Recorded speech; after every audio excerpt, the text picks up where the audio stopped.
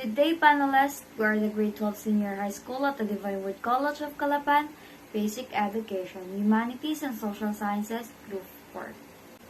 This research is presented to the faculty of the school at the Divine Word College of Calapan, Basic Education, in a partial fulfillment of Ms. May Sophia Mayhaan, Ms. Yashiketa Doyo, Mr. Nathaniel Bonkin, Mr. Joseph Calvin Flores, Mr. Ken Matibag, and Mr. Daniel Ramirez. We are here to present to you our research titled Texts in Everyday Communication of the Teenagers in Social Media. Good day, panelists. I'm Joseph Kelvin Flores. Teenagers nowadays describe texts as a creative way of sending messages on all social media platforms. The ability to inhabit a highly social world when it comes to textual communication. Text has many ways to make communication easier to connect. However, the communication model is a continuation of communication technology as a tool of choice for teens. These teens are highly wired due to the intensity with which this text is used, and their overall daily use of this communication is higher. So as a result, teens are statistically competing for their place in social media world. Consequently, teens who create the context are more likely teenagers who use text-based communication tools. Social networking sites such as online text, communication, etc. are popular ways to communicate with each other. Textees is another communication tool that is frequently used across social media platforms. If it engages in wider communication activities with excellent communication activities. Through this communication, it is now important part of the daily arsenal teens when they dealing an immediate contacts. Nonetheless, the dominant mode of text communication is particularly focused on instant messaging. It also appeals the features of social media network sites focuses on teenagers' perspective.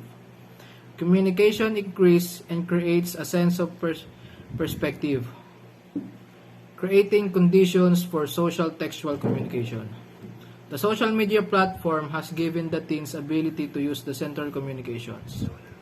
Most teens had both positive and negative effects on every aspect of their lives, despite encountering some diverse exchange in their views. Social media networking sites helps teens interact with people through online communities.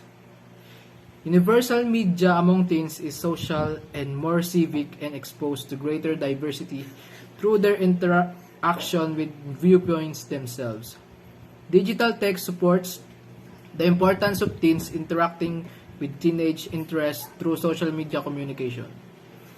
For some teens who share their online environment, social media overly diverts the love of the often moderate online community. Teenagers who control their profiles, who view context in online communities, interact through this online forum or community text uploads.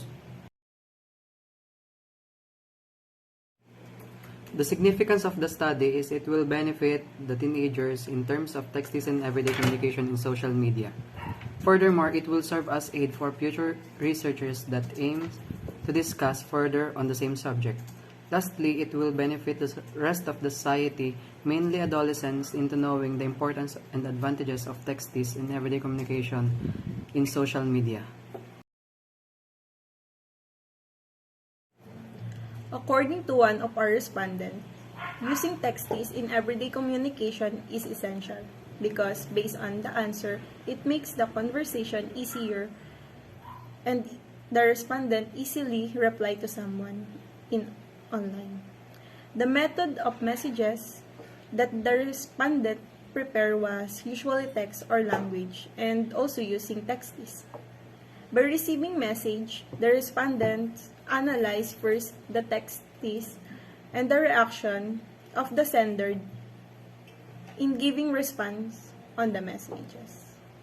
Advantage of using texts based on a respondent in everyday communication, especially for teenagers, is it makes the conversation easier, and the disadvantage the messages and conversation become cool in making conversation to someone using texties. Based on the respondent opinion, texties doesn't really affect on how would talk in person. For the respondent, conversation with someone using texties is being more casual.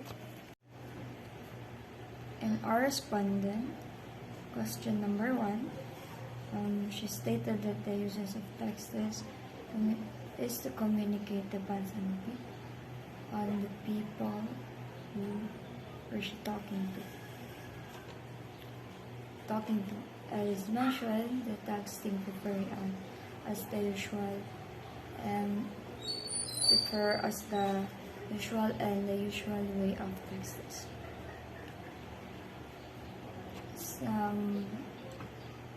According to the respondent, text is of how do you respond when receiving text messages depends on the situation of the mood of the respondent. It concluded the advantages of the question of the text is in everyday communication are the effects of not time consuming in everyday and disadvantage are causes of the misinterpretation on the way everyday teen communication.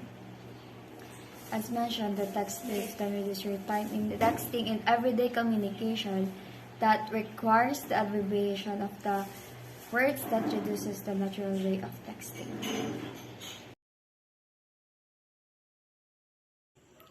And chapter 5, summary of findings, conclusions, and recommendations.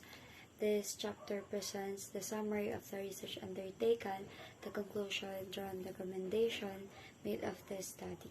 The study is conducted of the text is in everyday communication of the teenagers in social media. In the summary, this research focuses on how the teenagers affects the text communication and everyday communication through social media. This paper also included the evidence from the existing works to further and strengthen their perspective to provide the credibility of how the paper takes and correlated and to determine of what are the effects of the texts to everyday communication of the teenagers. Conclusions. The goal of this study is to conduct how the text communication affects the communication of teenagers in social media. The results are collected through the qualitative analysis. The researcher conclude that the teenagers have opportunity to provide a way for individuals to communicate with one another. Recommendations. Furthermore, the goal of the study is also focusing on how the text is in everyday communication of the teenagers and the social media. The researcher also suggests to elaborate of what the effects of the text communication for those teenagers. It is recommended to conduct furthermore study that would be focused on the specific topic of how the text communication affects the teenagers in everyday living.